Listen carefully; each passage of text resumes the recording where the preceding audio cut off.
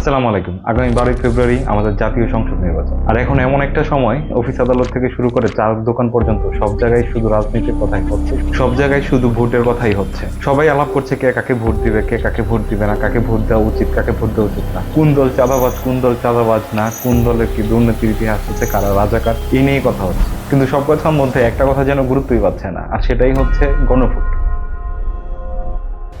দেখুন, ইচ্ছে করেই হোক বা অনিচ্ছাকৃতই হোক, সাধারণ জনগণের মধ্যে গণভোটের ব্যাপারটা নিয়ে কোনো সচেতনতা কেউ তৈরি করতে পারে। অনেক দল আছে এই ব্যাপারটা তারা প্রচার প্রচারণার অংশ হিসেবে দেখছে না, তারা মনে করছে এই ব্যাপারটা যেন সামনে না আসলেই ভালো। আবার অনেক দল আছে এই ব্যাপারটাকে খুব বড় করে ফলো করে প্রচার করার চেষ্টা করছে, যেন তাদের নিজেদের পাশ করার চাইতেও গণভোটটা যেন বেশি প্রয়োজনীয়। আজকের এই ভিডিওতে আমরা দেখব কেন গণভোটটা আমাদের প্রয়োজন এবং কেন কিছু দল গণভোটটাকে এড়িয়ে যাওয়ার চেষ্টা করছে এবং কেন কিছু দল গণভোটটাকে বেশি হাইলাইট করার চেষ্টা করছে।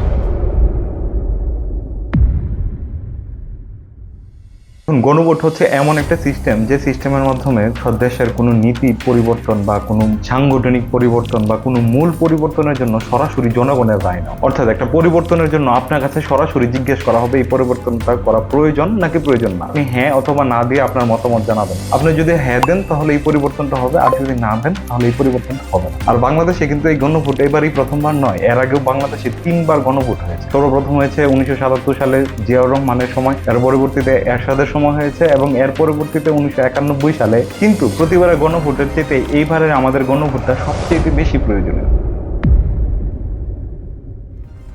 আমরা একটা লম্বা সময় ধরে, প্রায় স্বাধীনতার পর থেকে এক ধরনের সিস্টেমের মধ্য দিয়েই চলছি। আমাদের এই সিস্টেমটা কতটুকু করাপ্টেড তা আপনারা গত 15-16 বছরের শাসন থেকেই বুঝতে পারেন। এই সিস্টেমটা এমন ভাবেই তৈরি করা হয়েছে বা সিস্টেমটা এমন হয়ে গিয়েছে যে এই সিস্টেমে যে কেউ চাইলেই স্বৈরশাসক হয়ে উঠতে পারবে। আজকে যদি আপনি জামাতকে ভোট দেন, এনসিপি কে ভোট দেন বা বিএনপি কে ভোট দেন, যাকেই ভোট দেন, সিস্টেম যদি এটাই থাকে তাহলে সে চাইলেই শেখ হাসিনার মতো আচরণ করতে পারবে। আমাদের সিস্টেমটা এমন ভাবে বিল্ড করা যেন যে কেউ চাইলেই শেখ হাসিনা হয়ে উঠতে পারবে। 2026 সালের এই গণভোটটা আমাদের জন্য একটা খুবই গুরুত্বপূর্ণ ব্যাপার। আমাদের হাতে এখন সুযোগ রয়েছে এই ভেঙে পড়া সিস্টেমটাকে চেঞ্জ করে ফেলার। আপনি যদি আমাদের বর্তমান সিস্টেমটা একটু খেয়াল করেন তাহলে আপনি খুব সহজেই বুঝতে পারবেন আমাদের এই সিস্টেমটা একটা স্বৈরাচারী সরকার বা একটা স্বৈরাচার তৈরি করার জন্য যথেষ্ট। নির্বাচনের পর যারা বেশি আসন পাচ্ছে তারাই সংসদে সরকার গঠন করছে, তারাই ক্ষমতায় আসছে, তাদের মধ্যে থেকেই কাউকে নির্বাচিত করা হচ্ছে রাষ্ট্রপতি হিসেবে, তাদের মধ্যে থেকে কেউ হচ্ছে স্পিকার এবং তাদের মধ্যে থেকে কেউ হচ্ছে ডেপুটি স্পিকার। যেহেতু বেশি আসন পেয়েছে তাই তারা যে বিলটা নিয়ে আসে সেটাই সংসদে পাস হয়ে যায়। তাদের যেভাবে ইচ্ছা সেভাবে চাইলে একটা নতুন আইন তৈরি করতে পারে। এবং সংসদের আরেকটা গুরুত্বপূর্ণ নীতি হচ্ছে আপনি যে দলের হয়ে সংসদে আসন পেয়েছেন সেই দলের আনা বিলের বিপক্ষে আপনি ভোট দিতে পারবেন। তার মানে ব্যাপারটা এরকম হয়ে গেল, আমি যদি সংসদে পাস করি তাহলে আমি যা ইচ্ছা তাই করতে পারবো। কিন্তু সাধারণ জনগণের মধ্যে বড় একটা অংশ বিরোধী দলকে বা অন্য দলগুলোকে ভোট দিয়েছে।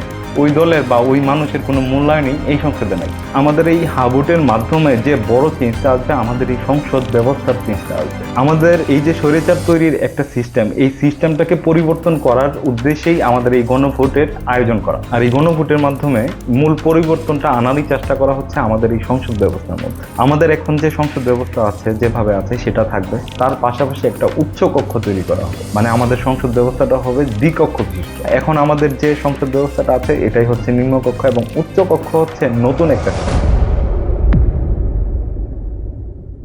দ্বিকক্ষ বিশিষ্ট সংসদ ব্যবস্থা কথাটা শুনে একটু কনফিউজিং মনে হলেও ব্যাপারটা খুবই ইজি। আমাদের বর্তমান যে সংসদ ব্যবস্থাটা আছে সেই ব্যবস্থাটাই থাকবে, সেটা হচ্ছে আমাদের নিম্নকক্ষ এবং একটা উচ্চ কক্ষ অ্যাড করা হবে। এখন নিম্নকক্ষ কিভাবে কাজ করে এটা আপনারা সবাই জানেন। সারা বাংলাদেশে ভোট হয়, এই ভোটের মাধ্যমে যে দল সংখ্যাগরিষ্ঠ আসন পায় তারাই সরকার গঠন করে। কিন্তু ঠিক এখানে একটা হিডেন প্রবলেম লুকিয়ে আছে। ধরুন একজন প্রার্থী, সে তার এলাকাতে ভোট পেয়ে পাশ করলো, মানে সে সংসদ সদস্য নির্বাচিত হলো, কিন্তু সে তার এলাকাতে 55% বা 55% ভোট পেল, আর বাকি 45% ভোট পেল অন্য একজন প্রার্থী। এখানে সে পাস করলো কিন্তু সে ভোট পেল 55%। বাকি যে 45% মানুষ অন্যজনকে ভোট দিয়েছে তাদের কি মতের কোনো মূল্যায়ন করা হবে না? তাদের মতের মূল্যায়ন করার জন্যই তৈরি করা হবে আমাদের উচ্চকক্ষ। ধরুন বিএনপি ক্ষমতা এলো, তারা ভোট পেল 60%, অন্যদিকে এনসিপি ভোট পেল 10%, জামাত ভোট পেল 10%, জাতীয় পার্টি ভোট পেল 10% এবং অন্য সবাই মিলে 10% ভোট পেল। তার মানে উচ্চকক্ষের আসনগুলো ভাগ করা হবে বিএনপির 50% এবং বাকি সবার 10% করে। এখানে একটা সমতা বজায় রাখার চেষ্টা করা হবে। এখনো যদি আপনার বুঝতে কষ্ট হয় তাহলে আরো সহজ করে বোঝানোর চেষ্টা করুন। ধরুন সারা বাংলাদেশে প্রত্যেকটা আসনই বিএনপি পাস করবে। তার মানে বিএনপি সংসদের 300টা সিটই পেল, তারা যা ইচ্ছা তাই করতে পারবে। কিন্তু আমাদের যদি উচ্চ কক্ষ থাকে তাহলে বিএনপি চাইলেও যা ইচ্ছা তা করতে পারবে না, কারণ বিএনপি 300টি আসনে পাস করলেও তারা কিন্তু 100% ভোট পাচ্ছে না। তার মানে উচ্চ কক্ষে তাদের 100% সিট থাকবে না। তারা যে কোনো একটা বিল যদি নিম্ন কক্ষ থেকে পাস করে নেয়, উচ্চ কক্ষে সেটা বাধাপ্রাপ্ত হবে, কারণ উচ্চ কক্ষে আসন দেওয়া হবে ভোটের পার্সেন্টেজ অনুযায়ী। সংসদে যে শুধু এই ব্যাপারটাই পরিবর্তন হবে ব্যাপারটা তা না, এখানে আরো বেশ কয়েকটা পরিবর্তন আছে। যেমন রাষ্ট্রপতির ক্ষমতা বৃদ্ধি করা হবে, প্রধানমন্ত্রীর ক্ষমতা যে একদম বিশাল করে দেওয়া হয়েছে এই জিনিসটাকে কমিয়ে আনা হবে, এবং আরেকটা গুরুত্বপূর্ণ ব্যাপার হচ্ছে ডেপুটি স্পিকার সবসময় বাধ্যতামূলকভাবে বিরোধী দল থেকে নির্বাচন করতে হবে। তার মানে সংসদীয় ব্যবস্থাটাকে একটা ব্যালেন্সের মধ্যে নিয়ে আসার চেষ্টা করা হচ্ছে। এখন আপনি চিন্তা করে দেখুন এই ব্যাপারটাকে আপনার কাছে ভালো লাগছে নাকি ভালো লাগছে না, নাকি আপনি চান যে যে কোনো দলই আসুক তারা চাইলেই যেন স্বৈরাচার হয়ে উঠতে পারে। আপনার মতামত যদি এরকম না হয়, আমি মনে করি আপনার অবশ্যই হা বুঝ দেওয়া উচিত, কারণ এখানে একটা ব্যালেন্স, একটা সমতা তৈরি করার চেষ্টা করা হয়েছে। আমরা দেখেছি একটা স্বৈরাচারী সরকার কি করতে পারে। তাই আমি মনে করি 2026 সালের এই গণভোট শুধু একটা সাধারণ গণভোট নয়, এটা আমাদের রাজনৈতিক ডিএনএ পরিবর্তন করে রেখে দিতে পারে। আমাদের উচিত এক দলের পরিবর্তে অন্য দলকে ক্ষমতায় বসানো নয়, আমাদের উচিত এমন একটা সিস্টেম তৈরি করা যে দলই ক্ষমতায় আসুক যেন জনগণের জন্য কাজ করে, দেশের জন্য কাজ করে, আপনার জন্য কাজ করে, আমার জন্য কাজ করে, এবং আমাদের কাছে জবাবদিহিতা থাকে। পরিবর্তন হোক বা না হোক, আশা করছি আপনি গণভোটে অন্তত পক্ষে অংশগ্রহণ করবেন। আপনি হা ভোট দেন না ভোট দেন, ভোট দেওয়ার আগে একবার চিন্তা করবেন আসলে আপনার কি প্রয়োজন, আমাদের কি প্রয়োজন, আমরা বিগত সময় যা দেখেছি তা আবার দেখতে চাই কিনা, নাকি আমরা চাই সিস্টেমটা পরিবর্তন করতে। ভালো থাকবেন, দেখা হবে আমার পরবর্তী ভিডিওতে। আসসালামু আলাইকুম।